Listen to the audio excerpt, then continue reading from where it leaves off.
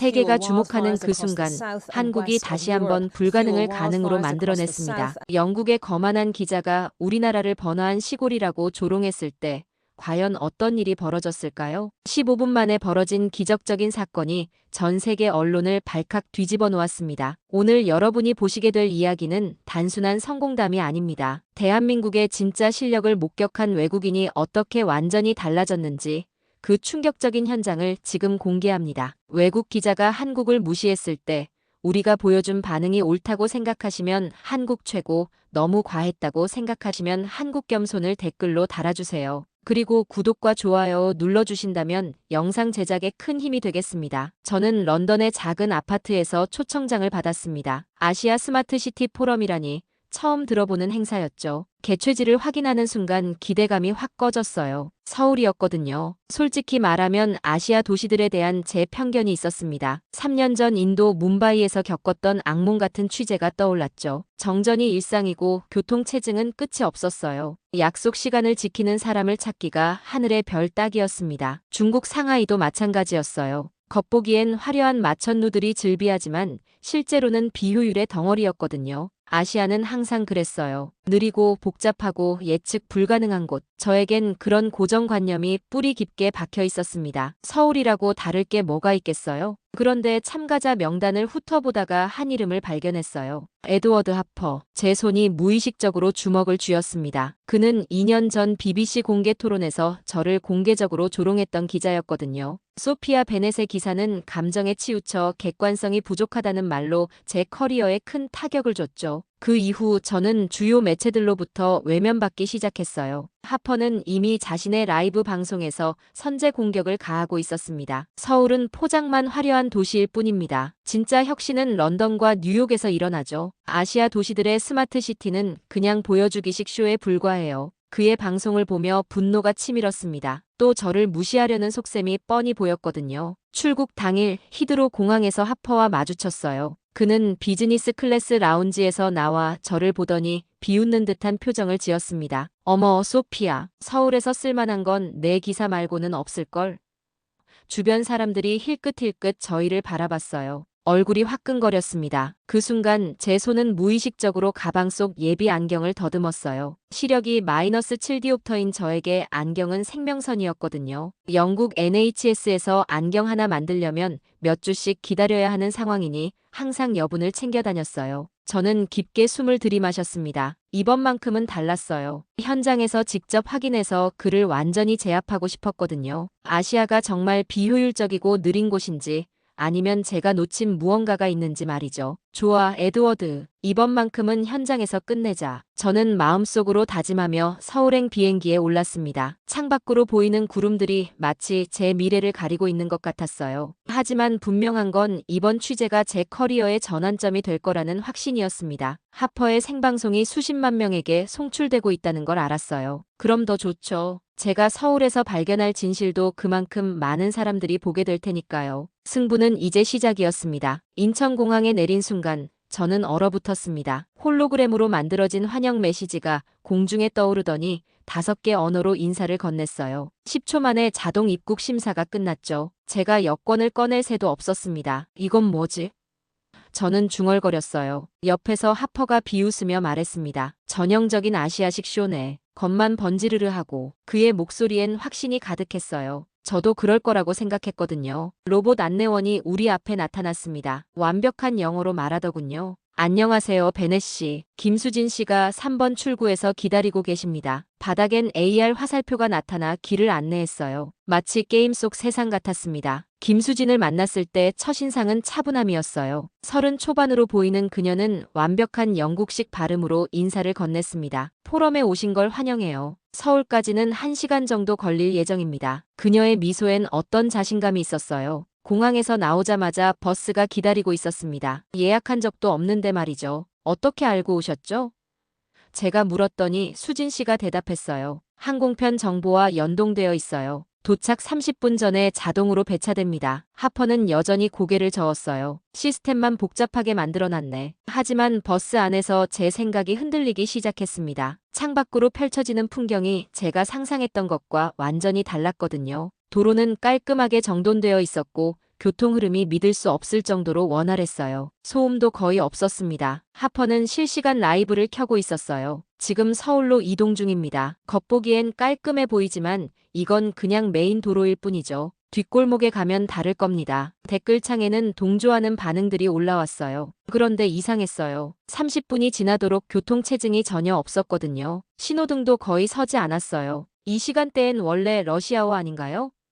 제가 물었더니 수진 씨가 설명했습니다. 실시간 교통 제어 시스템이 있어요. AI가 신호를 조절해서 흐름을 최적화하죠. 저는 런던을 떠올렸습니다. 히드로에서 시내까지 가려면 최소 2시간은 각오해야 했거든요. 지하철을 탔다가는 더 오래 걸리고요. 그런데 여기선 모든 게 끊김없이 이어지고 있었어요. 내가 알던 아시아가 아닌데 저는 속으로 중얼거렸습니다. 편견이 흔들리기 시작했어요. 하지만 아직 확신할 수는 없었죠. 첫인상은 좋을 수 있으니까요. 버스가 한강대교를 오르는 순간이었습니다. 강 건너편으로 서울의 스카이라인이 펼쳐졌어요. 유리창에 반사된 야경과 실제 풍경이 겹쳐지면서 마치 이중 노출 사진 같았습니다. 그 순간 제 얼굴 표정이 변했어요. 이건 분명 다르다. 저는 무의식 중에 말했습니다. 하퍼가 제 말을 들었는지 힐끗 쳐다봤어요. 하지만 그도 창밖을 보며 잠시 말문이 막힌 것 같았습니다. 수진 씨가 조용히 말했어요. 내일부터 본격적인 일정이 시작돼요. 직접 보시면 더 놀라실 거예요. 그녀의 목소리엔 어떤 기대감이 섞여 있었습니다. 저는 가방 속 노트북을 만지작거렸어요. 뭔가 큰 이야기가 기다리고 있다는 예감이 들었거든요. 포럼 첫 일정은 스마트 교육 시범학교 방문이었습니다. 정말 의외였어요. 보통 이런 행사에서는 화려한 기업 시설부터 보여주거든요. 그런데 교육이라니. 저는 살짝 실망했어요. 교실에 들어서자마자 분위기가 달랐습니다. 학생들이 각자 태블릿을 들고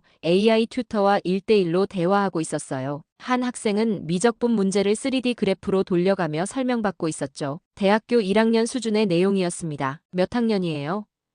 제가 물었더니 그 학생이 대답했어요. 고등학교 2학년이요. 영어가 유창했습니다. 옆 학생과는 중국어로 토론하고 있더군요. 또 다른 학생은 일본어로 발표 준비를 하고 있었어요. 하퍼가 비꼬는 목소리로 말했습니다. 결국 입시지옥 아닌가요? 학생들을 기계로 만드는 거죠. 그때 한 학생이 끼어들었어요. 저희는 도시문제 해결 동아리에서 배달원 안전 알고리즘을 만들고 있어요. 어제 시뮬레이션에서 교통사고 30% 감소 결과가 나왔거든요. 제가 깜짝 놀랐습니다. 이건 단순한 암기 교육이 아니었어요. 학생들이 실제 사회 문제를 해결하려고 노력하고 있었거든요. 그 알고리즘을 실제로 적용할 예정인가요?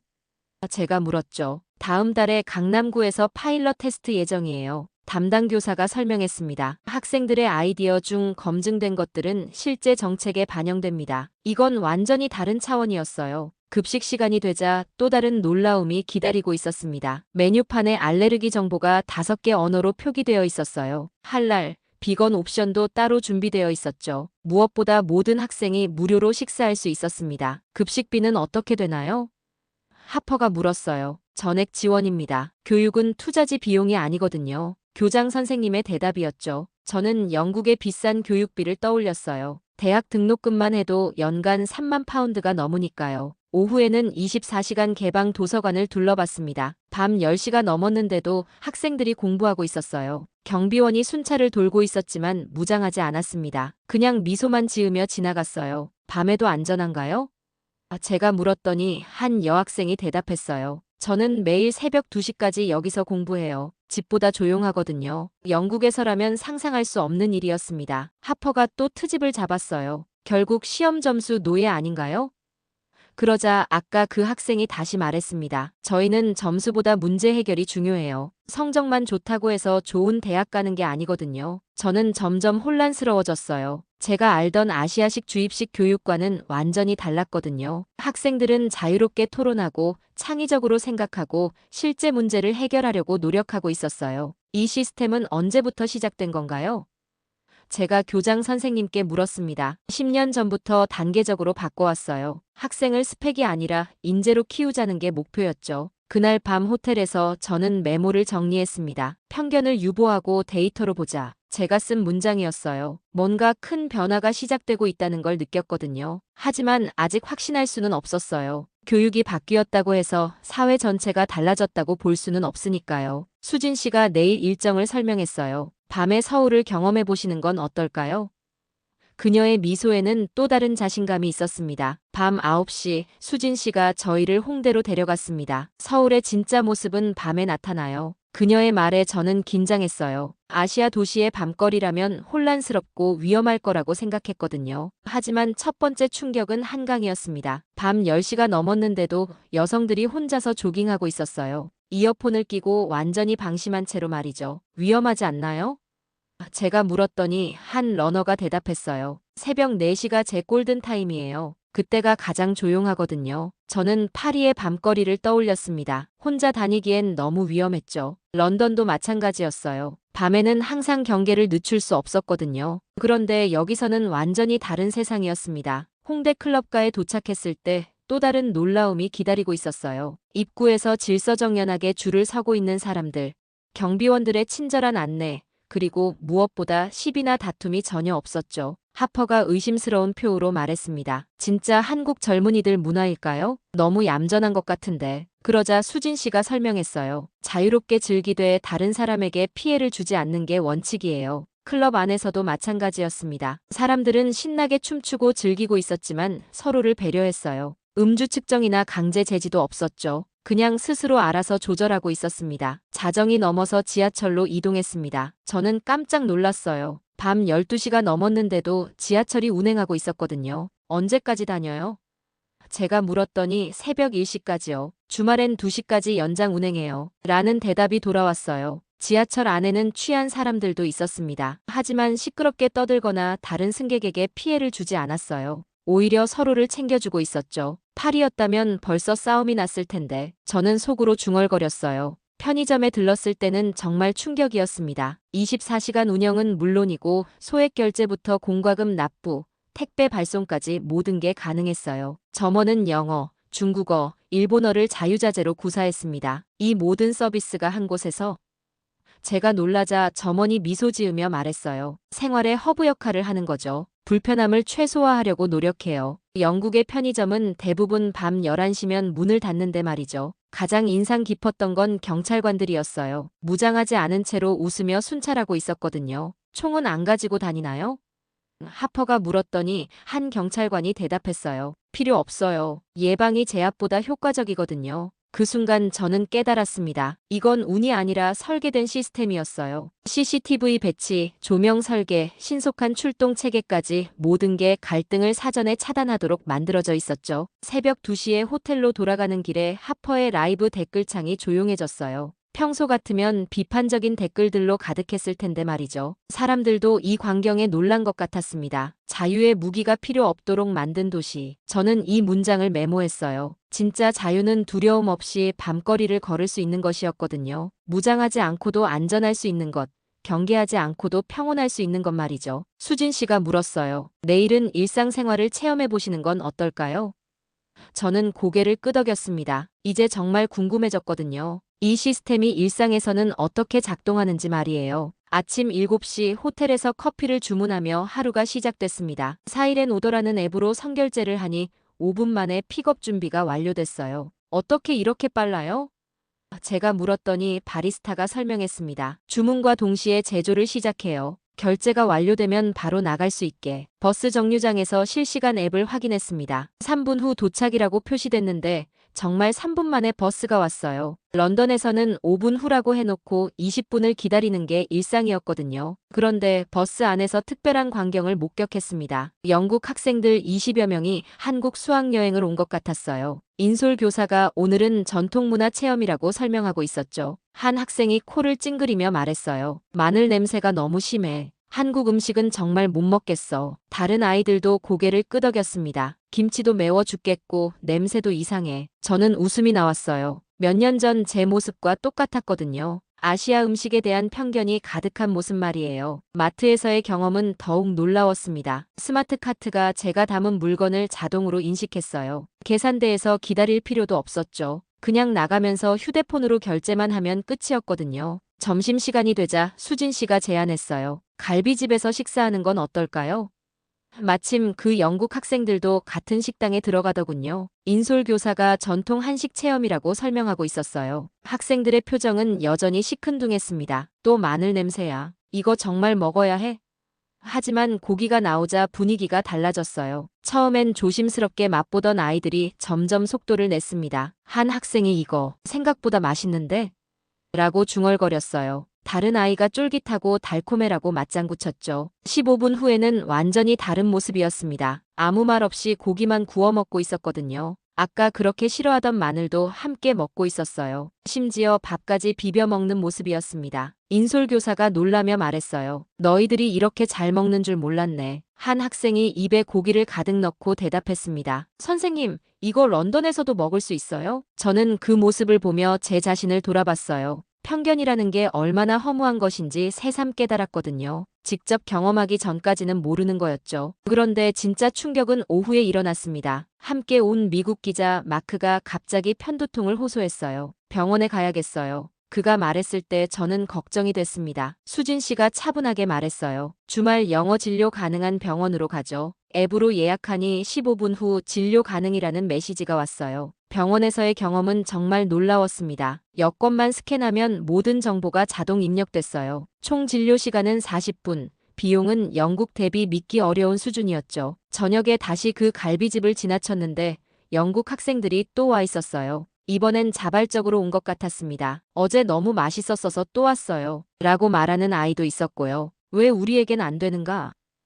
저는 속으로 질문했어요. 음식도 그렇고 의료 시스템도 그렇고 기술적으로 불가능한 게 아니잖아요. 수진 씨가 설명했습니다. 편견을 버리고 직접 경험해보는 게 가장 중요해요. 그 학생들처럼 말이에요. 그녀의 말에 저는 깊이 공감했습니다. 그날 밤 저는 메모를 정리했습니다. 편견은 경험으로만 깨진다. 영국 학생들이 마늘 냄새를 싫어하다가 갈비에 빠진 것처럼 저도 아시아에 대한 편견을 완전히 버리게 됐거든요. 하퍼도 라이브에서 말을 아끼고 있었어요. 아마 그도 비슷한 경험을 하고 있는 것 같았습니다. 현실이 편견보다 훨씬 강력하다는 걸 깨닫고 있었죠. 그날 저녁 한강 야경을 촬영하던 중이었습니다. 완벽한 앵글을 잡으려고 돌다가 그만 발을 헛디뎠어요. 바닥에 넘어지면서 안경이 바위에 부딪혔습니다. 딸깍 소리와 함께 렌즈가 완전히 갈라졌어요. 아, 이런.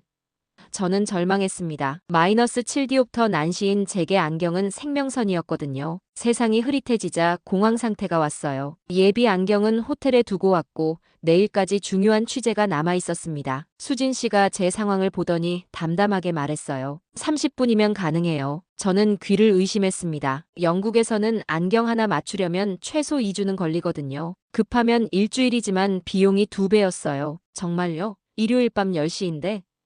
제가 다시 물었습니다. 강남에 24시간 안경원이 있어요. 이런 응급 상황을 위해서죠. 수진 씨의 목소리에는 확신이 있었어요. 강남 안경원에 도착했을 때 놀라웠습니다. 밤 늦은 시간인데도 불이 환하게 켜져 있었어요. 사장 한민재 씨가 마중 나왔습니다. 어서 오세요. 응급 상황이라고 들었어요. 검사실로 들어가자 정밀 장비들이 가득했습니다. 10분 정도 검사하겠어요. 한민재 씨가 말했어요. 영국에서는 기본 검사만 30분이었는데 말이죠. 하지만 검사 과정이 완전히 달랐습니다. 디지털 장비로 눈의 모든 데이터를 정확히 측정했어요. 각막 곡률, 동공 간격, 심지어 착용 습관까지 고려했죠. 이렇게 정밀할 줄 몰랐어요. 제가 감탄하자 한민재 씨가 미소 지었습니다. 15분이면 가공 완료됩니다. 그가 말했을 때 저는 믿을 수 없었어요. 스페인 유튜버 엠마가 옆에서 카메라를 들고 있었습니다. 이거 진짜 라이브로 찍어도 돼요? 가공실에서는 첨단 장비가 돌아가고 있었어요. 렌즈를 깎고 다듬고 코팅하는 모든 과정이 자동화되어 있었죠. 하지만 마지막 피팅은 수작업이었습니다. 기계가 아무리 정확해도 사람 손의 미세함은 따라올 수 없어요. 정확히 25분 만에 새 안경이 완성됐습니다. 총 비용은 5만 원대였어요.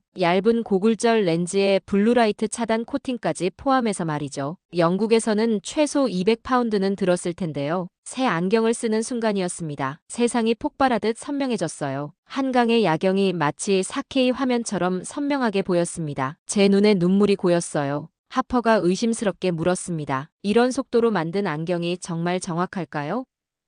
한민재 씨가 자신있게 대답했어요. 수천 건의 경험이 축적된 기술이에요. 표준화된 공정과 숙련된 손기술이 결합된 거죠. 엠마의 라이브에 댓글이 폭주하기 시작했습니다. 진짜야? 믿을 수 없어. 어떻게 이런 일이? 실시간 시청자가 3만 명을 넘어섰어요. 저는 새 안경으로 다시 야경을 바라봤습니다. 모든 게 초점에 맞춰져 있었어요. 건물의 윤곽, 강물의 반사, 심지어 멀리 있는 간판 글씨까지 선명하게 보였습니다. 이건 기사감이 아니라 기준의 변경이다. 저는 메모했어요. 단순히 빠른 서비스가 아니었습니다. 품질과 속도를 동시에 달성한 시스템이었거든요. 한민재 씨가 설명했습니다. 10년 전 일본 유학 시절 한국은 품질이 떨어진다는 말을 들었어요. 그때 결심했죠. 세계 최고 수준을 만들어 보자고. 그의 눈빛에서 장인 정신을 느꼈습니다. 단순히 돈을 벌려는 게 아니라 자부심을 걸고 있었어요. 한 번에 완벽하게 만들어서 고객이 다시 올 필요 없게 하는 게 목표예요. 엠마가 흥미진진하게 말했습니다. 이거 전 세계에 알려야 해요. 라이브 댓글창에는 각국 언어로 놀라움이 쏟아지고 있었어요. 그 순간 저는 깨달았습니다. 이게 바로 한국의 진짜 실력이구나. 말로 자랑하는 게 아니라 결과로 보여주는 것. 15분 만에 제 세상을 다시 선명하게 만들어준 이 기적 같은 경험을 어떻게 잊을 수 있겠어요? 엠마의 라이브가 폭발했습니다. 실시간 시청자가 10만 명을 넘어서더니 해외 기자들, 현지 유학생들이 우르르 몰려오기 시작했어요. 15분 안경이 진짜냐? 나도 해보고 싶다. 댓글창이 미친 듯이 올라갔습니다. 1시간 만에 50명이 넘는 사람들이 안경원 앞에 줄을 섰어요. 한민재 사장님의 얼굴이 당황스러워졌습니다. 이런 상황은 처음이네요. 보통 하루에 20명에서 30명 정도 받는 매장인데 갑자기 몇 배의 고객이 몰린 거죠. 하퍼가 비꼬며 말했습니다. 이제 본색이 나오겠네요. 감당 못할걸요? 저도 솔직히 걱정됐어요. 아무리 시스템이 좋다고 해도 물리적 한계가 있잖아요. 그런데 놀라운 일이 벌어졌습니다. 한민재 사장님이 전화를 몇 통 걸더니 말했어요. 30분 후에 추가 지원이 올 거예요. 인근 안경원, 다른 지점, 심지어 타 브랜드 안경원 직원들까지 도움을 주러 온다는 거였죠. 경쟁업체인데 도와주나요? 제가 물었더니 한민재 사장님이 대답했어요. 한국 안경 기술의 신뢰도가 중요해요. 한 곳이 망치면 업계 전체가 피해를 보거든요. 정말 30분 후에 지원군이 도착했습니다. 검안사 3명, 가공기술자 5명, 그리고 임시 번호표 시스템까지 갖춰왔어요. 마치 군대의 작전 같았습니다. 즉석에서 비상운영 체제가 구축됐어요. 1층은 접수와 검사, 2층은 가공 전용, 지하는 임시 대기실로 만들었습니다. 가공기 세대를 풀가동해서 동시에 여러 안경을 제작하기 시작했어요. 대기 고객들을 위해 근처 카페에서 커피를 제공했고 피자까지 주문해서 나눠줬어요. 이것도 서비스 비용에 포함인가요? 한 독일 기자가 물었더니 직원이 웃으며 대답했습니다. 고객이 불편하면 저희도 불편해요. 가장 놀라웠던 건 데이터 공유였어요. 각기 다른 매장에서 온 직원들이지만 검사 장비와 시스템이 거의 똑같았거든요. 표준화가 이렇게 되어 있나요? 제가 물었어요. 업계 전체가 같은 프로토콜을 쓰고 있어요. 한 검안사가 설명했습니다. 고객 데이터도 호환되고 가공 방식도 표준화되어 있죠. 그래서 어디서든 같은 품질이 나와요. 시간이 지나면서 시스템이 점점 효율적으로 돌아갔어요. 처음엔 혼란스러웠지만 1시간 후에는 마치 오래전부터 함께 일한 팀 같았습니다. 검사 15분, 가공 20분, 피팅 5분으로 최적화됐어요. 저녁 9시까지 총 150명의 안경이 정확히 완성됐습니다. 품질 검사에서 단 한 건의 오류도 없었어요. 하퍼도 결국 안경을 맞췄는데 믿을 수 없다를 연발했습니다. 어떻게 이런 협력이 가능한 거죠? 엠마가 놀라며 물었어요. 한민재 사장님이 설명했습니다. 단기 매출보다 장기 신뢰가 중요해요. 오늘 우리가 실패하면 한국 안경이라는 브랜드 자체가 타격받거든요. 다른 안경원 사장님도 거들었어요. 개별 점포의 성과보다 업계 전체의 평판이 우선이에요. 그게 결국 모든 가게에 도움이 되죠. 저는 영국의 개인주의 문화를 떠올렸습니다. 경쟁업체가 위기에 빠지면 오히려 기회로 여기는 게 일반적이거든요. 그런데 여기서는 완전히 반대였어요. 마지막 고객이 나간 후 모든 지원팀이 정리를 도왔습니다. 청소부터 장비 정리까지 말이죠. 보상은 어떻게 해주나요? 제가 물었더니 한민재 사장님이 웃었어요. 다음에 저희가 어려울 때 도와주시면 되죠. 이런 게 네트워크예요. 그 순간 저는 생태계의 힘이라는 표현을 메모했습니다. 하퍼가 카메라 앞에서 짧게 말했어요. 내가 틀렸다. 단 5글자였지만 그의 얼굴 표정이 모든 걸 말해줬습니다. 저는 말없이 고개만 끄덕였어요. 승부는 말이 아니라 운영으로 결판났습니다. 시스템이 위기 상황에서도 흔들리지 않는다는 걸 보여준 거죠. 아니, 오히려 더 강해졌어요. 그날 밤 호텔에서 저는 긴 기사를 쓰기 시작했습니다. 제목은 이미 정해져 있었어요. 속도가 신뢰를 이길 때 서울에서 배운 시민국가. 런던으로 돌아온 저는 3일 동안 글만 썼습니다. 서울에서 경험한 모든 것들이 머릿속에서 정리되지 않았거든요. 제목을 정하는 데만 하루가 걸렸어요. 속도가 신뢰를 이길 때 서울에서 배운 시민국가. 기사를 공개하자마자 반응이 폭발했습니다. 특히 GDP보다 중요한 것은 생활의 품격이라는 문장에서 많은 독자들이 멈춰섰어요. 댓글에는 정말 그런 곳이 존재하나요? 라는 질문들이 쏟아졌습니다. BBC 편집장이 전화를 걸어왔어요. 소피아, 이 기사 반응이 엄청나네. 장기 체류 특파원 제안이 들어왔어. 3년 전 하퍼에게 무너진 제 커리어가 다시 살아나는 순간이었습니다. 더 놀라운 건 영국 의회에서 연락이 왔다는 거였어요. 보건부 보좌관이 인터뷰를 요청했습니다. NHS 대기시간 단축 방안을 논의하고 싶다는 거였죠. 교통부에서도 마찬가지였어요. 우리 도시에서도 가능할까요? 이게 가장 많이 받은 질문이었습니다. 런던 시의회 관계자들이 줄줄이 연락해왔어요. 서울의 야간 치안 시스템, 실시간 교통 제어, 통합 의료 서비스에 대해 알고 싶어 했습니다. 하지만 제가 깨달은 건 단순히 기술 도입의 문제가 아니라는 거였어요. 시민을 믿고 권한을 주는 철학이 핵심이었거든요. 현장 직원이 즉석에서 문제를 해결할 수 있게 하는 것.